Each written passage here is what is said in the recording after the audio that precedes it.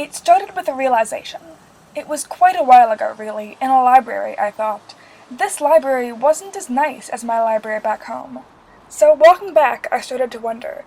These buildings are old and stone and cool-looking, but are they better than the buildings I've liked in the Twin Cities and anywhere else? Despite my fervent wish to separate myself from that idea of American Anglophilia, could I still be guilty of romanticizing the city? I have no way of saying if the royal parks are better than the parks in my city, or if the Thames and its bridges are superior to the Mississippi. The London streets are beautiful, and all I ever wanted to do was walk them, but were they in any way inherently better than my streets? But then, even if I'm from St. Paul, born and raised in mid-sized America, who can say which streets are any more or less mine? Because surely I've done at least as much living in the last year than I had in the 18 that preceded it.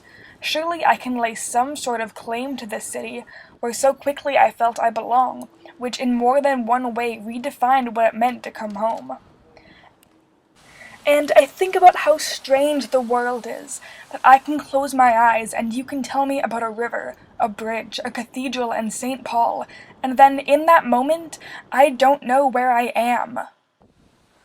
People would ask me, both in London and when I traveled, where was I from, and I would tell them, from the US, but I'm living in London. It was my buffer from my inescapable Americanness. It became part of who I was then. And it was just a fact, I was living in London.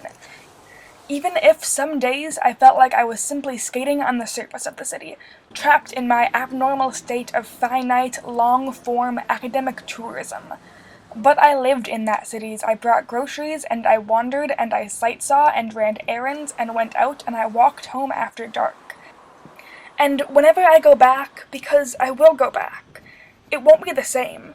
The construction I passed on a near-daily basis will someday be complete, and new projects will begin.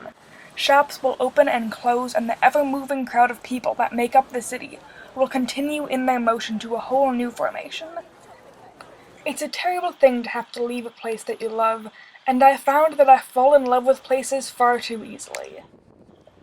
I got to know the city, still vastly ignorant compared to someone who would have spent their life there, but I still got to know it like I know so many other places, and my life was happening there, in that place, in a way that it hadn't before and never will again. On my last night, I made a stressy, impulsive run to Primark to replace some tights that I was convinced I needed, and on the walk home, I cried. And I nearly broke as the cab drove us to the airport the next morning, because I couldn't escape the knowledge that I didn't live in that city anymore. But whether it's vanity or arrogance or it's perfectly rational and right, I can't help but feel like, even 4,000 miles away, that London is still just a little bit mine.